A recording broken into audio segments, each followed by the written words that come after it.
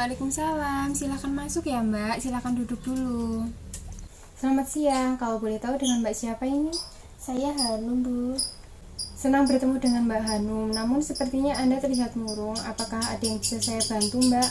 Ya, Bu. Saya akan melakukan konseling. Apakah sebelumnya Mbak pernah melakukan proses konseling? Belum pernah, Bu. Baru sekarang ini. Jadi saya jelaskan dulu ya Mbak, konseling itu adalah sebuah bantuan yang diberikan oleh profesional kepada konseli yaitu Mbak untuk menyelesaikan permasalahan yang sedang Mbak alami. Nah, di dalam konseling itu ada beberapa asas seperti asas kemandirian, kerahasiaan, nah seperti itu ya Mbak.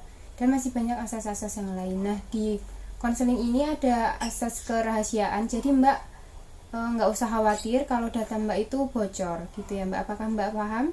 Gitu ya, Bu. Sekarang saya mengerti tentang konseling. Iya benar begitu Mbak. Nah di pertemuan ini kita kan dibatasi oleh waktu. Saya harap kita bisa menggunakan waktu yang ada untuk menyelesaikan permasalahan Mbak. Namun jika pada pertemuan kali ini masalah Mbak belum selesai, maka kita akan merencanakan pertemuan selanjutnya untuk melanjutkan permasalahan yang sedang Mbak alami. Apakah Mbak setuju dengan perjanjian tersebut? Iya. Baik Mbak. Baik, sekarang coba Mbak ceritakan kepada Ibu apa ganjalan yang sedang ada di hati Mbak saat ini. Saya merasa belum bisa mengatur waktu saya, Bu. Gitu. Kemudian apakah Mbak bisa menceritakan lebih detail apa maksud Mbak tersebut? Jadi begini, Bu. Saya waktu SD itu saya pulang di waktu siang hari. Lalu saya masih memiliki waktu luang banyak untuk mengerjakan tugas, bahkan bisa bermain. Namun ketika masuk SMP, saya pulang jam 4:30, lalu masih ada kegiatan tambahan dan lain-lain, sehingga saya sulit mengatur waktu untuk istirahat dan mengerjakan tugas-tugas yang lain. Baik, jadi maksud Mbak itu Mbak belum bisa mengatur kapan istirahat, kapan bermain, dan kapan mengerjakan tugas ya Mbak, karena pulang di sore hari. Iya, Bu, benar. Baik Mbak, saya mengerti apa yang Mbak rasakan. Pasti sekarang Mbak merasa lelah sekali ya dengan kegiatan tersebut. Iya, lalu solusi yang baik bagaimana ya, Bu? Jadi kita akan menggunakan konseling behavioral dengan teknik self management ya Mbak, agar Mbak bisa berusaha untuk mengubah perilaku Mbak menjadi lebih baik lagi dan bisa mengatur waktu dengan baik. Iya, Bu, saya sangat mau.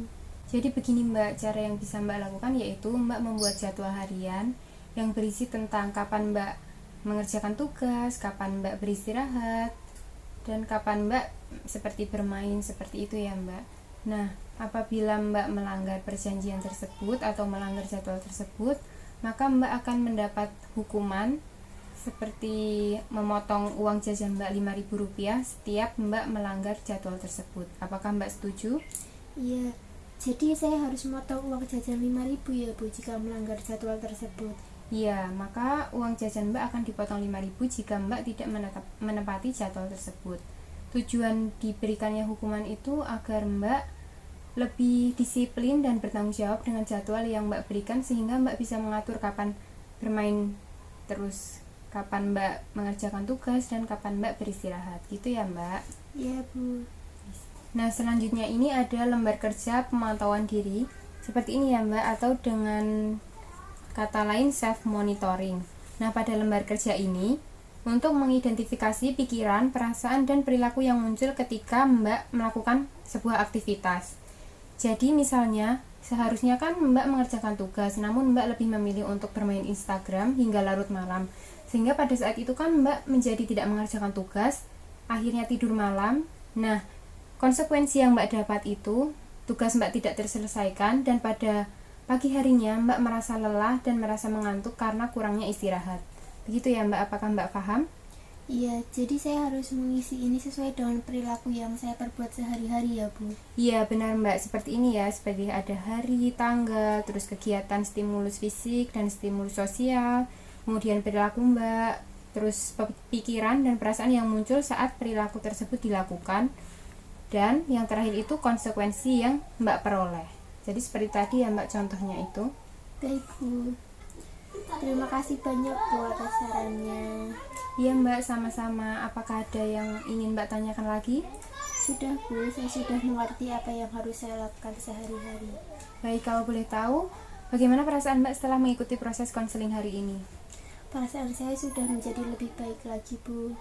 Wah, alhamdulillah kalau perasaan Mbak menjadi lebih baik lagi sekarang. Jadi proses konseling sudah selesai ya Mbak.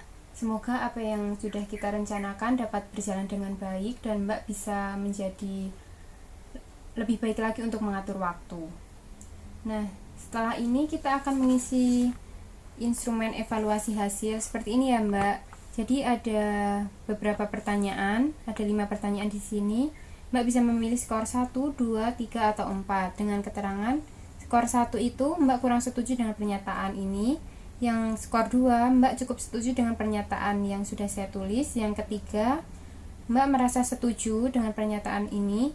Dan yang keempat Mbak sangat setuju dengan pernyataan ini. Apakah Mbak paham? Ya, saya sangat paham Bu. Terima kasih atas segala saran yang sudah diberikan untuk permasalahan saya ini. Iya Mbak, sama-sama. Saya senang bisa membantu Mbak. Semoga permasalahan Mbak bisa cepat selesai ya. Dan jangan sungkan jika ada permasalahan lagi datang kepada saya. Iya.